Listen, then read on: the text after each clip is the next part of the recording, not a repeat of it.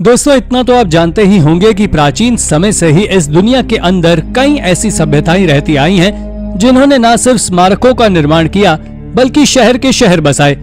लेकिन जैसे जैसे वक्त गुजरता गया ये शहर नेचर की मार के बीच कहीं खो से गए, जिसके चलते आज दुनिया भर में इन्हें खोजने को लेकर अभियान चलाए जा रहे हैं। तो चलिए जानते हैं कुछ ऐसी ही रहस्यमयी खोज अभियानों के बारे में हमारी इस वीडियो के जरिए।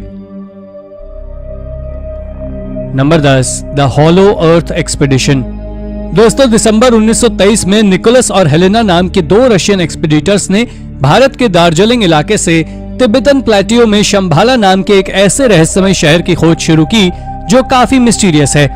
आपको जानकर शौक लग सकता है कि शंभाला के बारे में कहा जाता है कि ये शहर पहाड़ों के नीचे एक सुरंग से जाकर मिलता है, इसलिए ये शहर काफी ज्यादा मिस्टीरियस माना जाता है। बहरहाल जब दोनों एक्सपीडिटर्स ने अपनी खोज शुरू की तो अथॉरिटीज से परमिशन मिलने के बाद उनके इस अभियान में कुछ मंगोल्स और कुछ रशियन स्पाइस ने भी उनका साथ दिया। लगभग 4 सालों तक वो इस जगह को ढूंढते रहे, लेकिन उन्हें इसमें सफलता हाथ नहीं लगी। इसी एक्सपीडिशन के दौरान तिब्बतन रिबेल्स से उनका क्लैश हो गया, जिन्होंने उन्हें कब्जे में लेकर करीब 5 महीने तक डिटेंशन सेंटर में रखा। बाद में जब ये लोग वापस इंडिया भेजे गए तो इन लोगों ने दोबारा से इस शहर की खोज में जुटना चाहा, लेकिन बुद्धिस्ट और हिंदू धर्मों में अहम माने जाने वाले इस शहर की दोबारा खोज के लिए अथॉरिटीज ने इस बार उन्हें मना कर दिया, क्योंकि पिछली बार का इनका फैलाया रायता अभी तक वो लोग समेट रहे थे। दोस्तों, यही कारण है कि आज तक इस शहर की खोज अधूरी है और शायद इतिहास के पन्नों में दबी हुई है, जिसका बाहर आना अब शायद ही पॉसिबल हो पाए। Number 9, the Arctic Atlantis. Siberia के नेटिव लोग इस बात को मानते हैं कि किसी जमाने में इस जगह रहने वाले चकची पीपल किसी मिस्टीरियस आइलैंड पर चले थे, जहां पर उन्होंने एक शानदार शहर का निर्माण कर लिया था। दोस्तों, ये आइलैंड इतना ज्यादा मिस्टीरियस था कि किसी को भी इसकी लोकेशन के बारे में कुछ नहीं पता था। लेकिन जब साल 1811 में रशियन एक्सप्लोरर याकोव सानिकोव अपने शिप से आर्कटिक से गुजर रहे थे, तब उन्होंने देखा एक मिस्टीरियस आइलैंड को। लेकिन हैरानी की बात तो यह थी कि जैसे जैसे वो इस आइलैंड के पास जाते रहे, वो आइलैंड उनसे दूर होता गया। ये बात जब उन्होंने अथॉरिटीज को बताई, तब जाकर रशियंस ने इस बारे में ध्यान देना शुरू किया।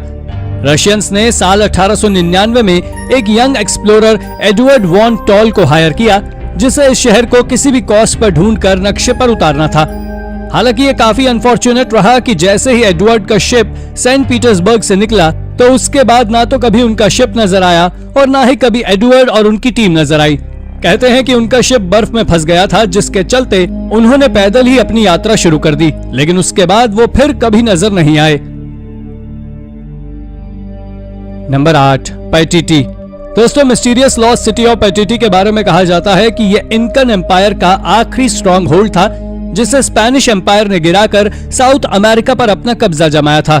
इस शहर के फॉल होने के बाद इनका सभ्यता दुनिया के नक्शे से ही मिट गई थी। इस मिस्टीरियस शहर की खोज में कई एक्सपीडिशन चलाए गए जो कि असफल रहे। टेक्नोलॉजी का भी यूज किया गया, लेकिन उसमें भी सफलता नहीं मिली। लेकिन जब साल 1971 में पेरुवियन एंडिस के इस खतरनाक इलाके में बॉब निकल्स, सर्ज डेब्रू, जॉर्जियस पुएल नाम के 3 एक्सपीडिटर्स ने मास एक्सपीडिशन अभियान चलाया, तो इसके मात्र 30 दिन बाद ही इस अभियान में उनका साथ देने वाले लोकल्स नेविगेटर से उनका अग्रीमेंट टूट गया।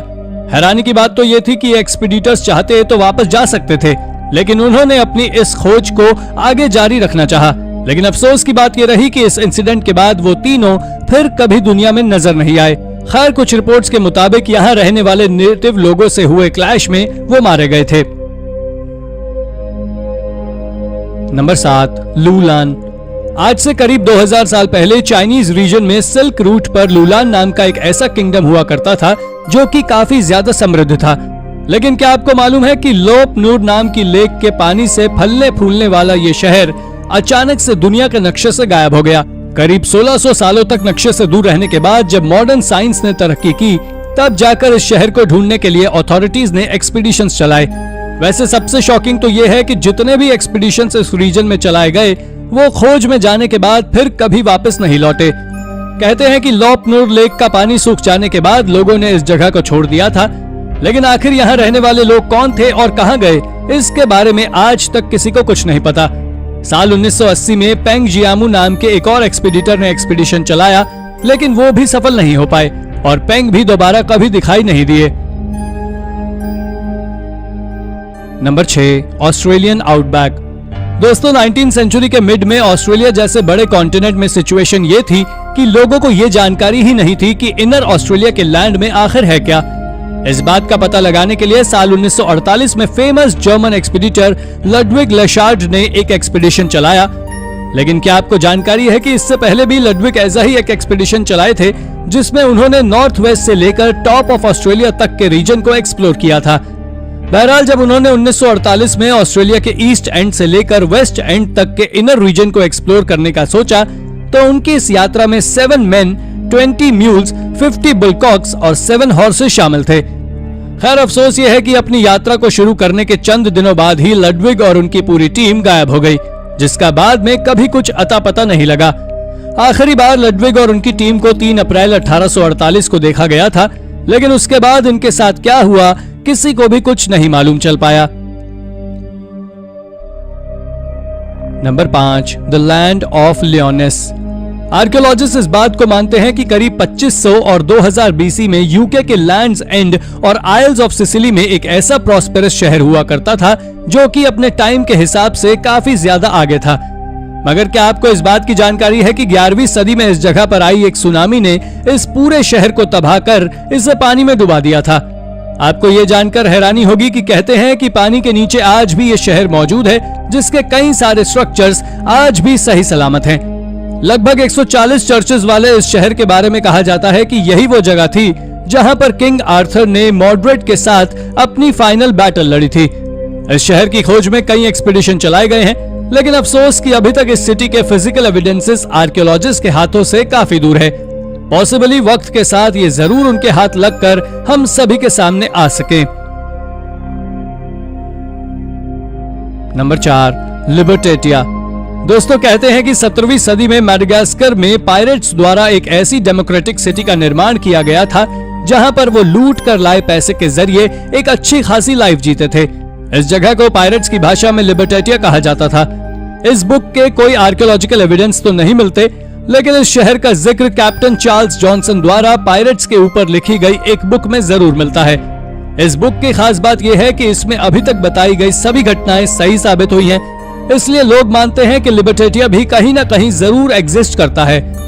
हालांकि वो बात अलग है कि अभी तक इस शहर की खोज में कई एक्सपीडिशन चलाए गए हैं, जिसमें उन्होंने पायरेट्स के डिसेंडेंट से इस बारे में बात की, लेकिन किसी को भी इस शहर के बारे में कोई जानकारी नहीं है। इसलिए होप कि अगर ये शहर सच में कहीं है तो जल्द से जल्द हमारे सामने आए। Number 3, the lost city of Z. दोस्तों 19वीं सदी की शुरुआत में एक काफी फेमस टेरिटोरियल एक्सप्लोरर थे जिनका नाम था पर्सी फॉसेट। पर्सी को उन जगहों की खोज करने में काफी मजा आता था जिनके बारे में लोगों को कुछ भी नहीं पता होता था। लेकिन क्या आपको ये मालूम है कि 1906 में पर्सी ने लगभग 18 महीने ब्राजील और बोलिविया की जनजातियों के साथ बिताए थे, जहां से उन्हें पता चला कि इस जगह पर एक प्राचीन शहर है जिसकी लोकेशन के बारे में किसी को भी नहीं पता। इस शहर को उन्होंने सिटी ऑफ जी नाम दिया। 1921 में उन्होंने अपनी टीम के साथ इस जगह को खोजने का मार्च निकाला, जो कि फेल हो गया, और उनके साथी इस मार्च में कई बीमारियों और जंगली जानवरों का शिकार बन गए। वैसे इसके बाद उन्होंने साल 1925 में एक बार फिर से कोशिश की, जहां पर उनका साथ सिर्फ उनके बेटे और कुछ ब्राजीलियन रिसर्चर्स ने दिया, जिन्होंने उस जगह का पता लगा तो लिया, लेकिन उनकी टीम इस जगह पर रहस्यमय कारणों से गायब हो गई। दोस्तों उनकी इस टीम का भी कुछ अता पता नहीं चला, पर जब लगभग 2 सालों तक उनका कुछ पता नहीं चला तो उनकी खोज में लगभग 13 सर्च टीमें भेजी गईं, जिसमें से भी लगभग 100 लोगों की रहस्यमय कारणों से मौत हो गई।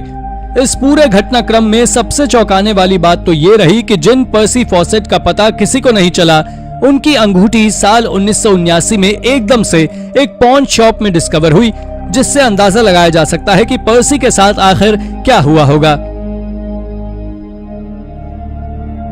Number 2, the 7 cities of सिबोला।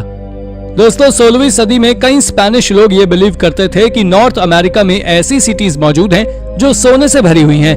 आपको जानकर शॉक लग सकता है कि कई लोग तो अब तक ये क्लेम करते थे कि उन्होंने इन सिटीज को अपनी आंखों से देखा है। ये सब स्टोरीज जब स्पेनिश अथॉरिटीज के सामने आई तो साल 1540 में फ्रांसिस्को वास्कुएज डी कोरोनाडो नाम के एक एक्सपीडिटर को इन सिटीज की खोज में नॉर्थ अमेरिका भेजा गया। दोस्तों सालों तक चले इस एक्सपीडिशन का पॉजिटिव निष्कर्ष तो नहीं निकला, लेकिन इस एक्सपेडिशन का नेगेटिव असर ये पड़ा कि फ्रांसिस्को ने इस पूरे रीजन में कत्लेआम मचा दिया, जिसमें कई नेटिव अमेरिकन ने अपनी जान गंवाई।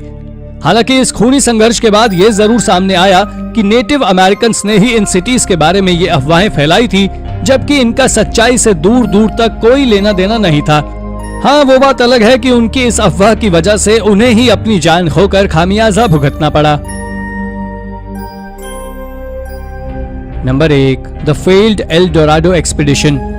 जब अमेरिकी रीजन में स्पेनिश लोगों का कब्जा हुआ करता था और इंग्लैंड और स्पेन की राइवलरी चलती थी, तब इंग्लैंड ने साल 1595 में सर वॉल्टर रेले नाम के एक एक्सपीडिटर को सिटी ऑफ गोल्ड कहे जाने वाले एल डोराडो की खोज में भेजा। रेले और उनके साथियों ने साउथ अमेरिका की ओरिनोको रिवर पहुंचकर अपनी इस सर्च को शुरू किया और कई दिनों तक जंगलों में घूमने के बाद भी सर वॉल्टर को इस सिटी के होने का कोई सबूत भी नहीं मिला, जिससे हार मानकर उन्होंने इंग्लैंड वापस जाने का मन बना लिया। लेकिन इंग्लैंड के लिए उन्होंने अपनी इस फेल्ड यात्रा में एक अच्छा काम कर दिया। उन्होंने स्पेनिश लोगों से परेशान हो चुके यहाँ के लोगों के अपने कॉन्टैक्ट्स डेवलप कर लिए और उनके साथ अपने 2 आदमियों को भी छोड़ दिया, जो आगे चलकर इंग्लैंड के लिए काम आए। मगर अफसोस की बात तो ये रही कि जब सर वॉल्टर वापस खाली हाथ इंग्लैंड पहुंचे तो इन एक्सपीडिशन में उनके फाइनेंसर्स ने उन्हें झूठा करार दे दिया, जिसकी वजह से उन लोगों के पैसे के मिसयूज का दोषी ठहराया गया, जिसमें उन्हें केस का सामना करना पड़ा। तो दोस्तों, ये थी हमारी आज की वीडियो। कैसी लगी आपको हमारी ये वीडियो, हमें कमेंट करके जरूर बताएं। और हाँ, जाते जाते इसे लाइक और चैनल को सब्सक्राइब जरूर कर दीजिएगा। Thank you for watching.